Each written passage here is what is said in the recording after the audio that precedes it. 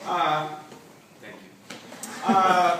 Before I became an actor, I was a teacher, and ran out of college. I got my first job at the Ladue School District. And, thank you, Ladue.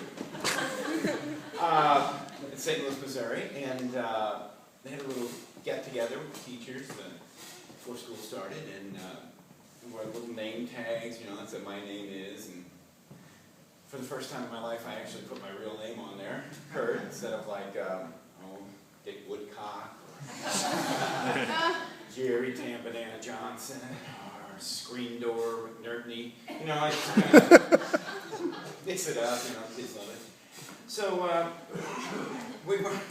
we were meeting and greeting and having a gay old time, and I was going to have a reaction. I had that, I was going to say, nobody watched the Flintstones?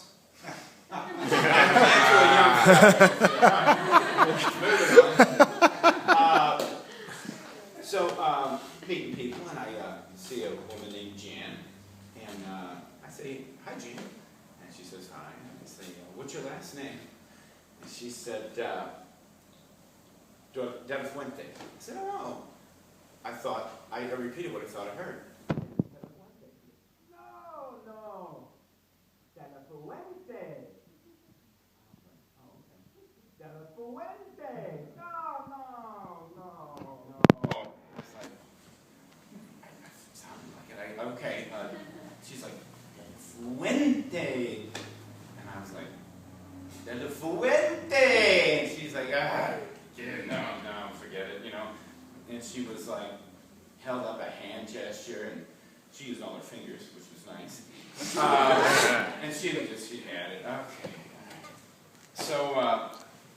So Kurt, what's your last name? And I said,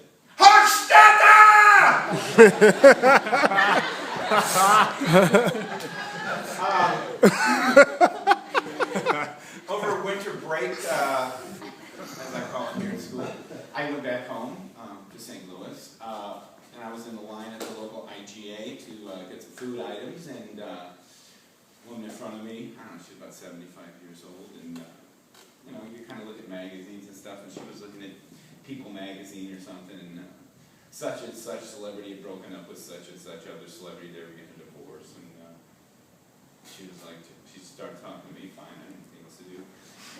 She said, you know, back in my day, we didn't split up like that. We stayed together through thick and thin, through hot cotton and washed out beans, when the dirt was as hard as the back of God's head. I was like, oh, well, I mean, that's pretty good, huh? She's like, marriage now, it isn't what it used to be. When I got married to Dud, when I was 15 years old. And I said, you're from Arkansas? And she just kept rolling on. Oh, it was a love of a lifetime. It's a love that people don't have anymore. You see this ring on my finger? Yeah, I can see it. It was right there, about 4 inches from my face. You see that ring? It's going to stay on my hand till the day I die, because this is a symbol of our great love. And I said, yeah. My aunt lost her finger in a combine, but the ring stayed on. Clear.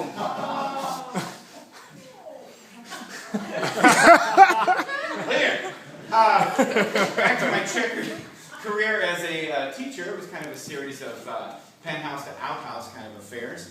I was substitute teaching in the Francis House School District.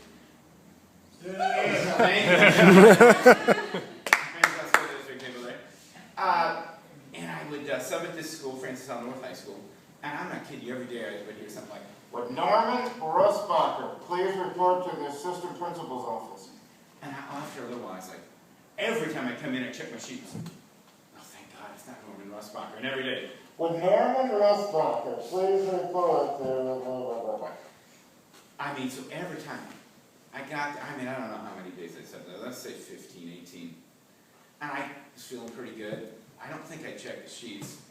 Somebody came in, it was like a science class, but they're watching movies, easy as pie. I'm like, you know, Bailey, you know, Douglas, Norman Russbacher? Yeah. I look back at this guy, back at the totally shaved head.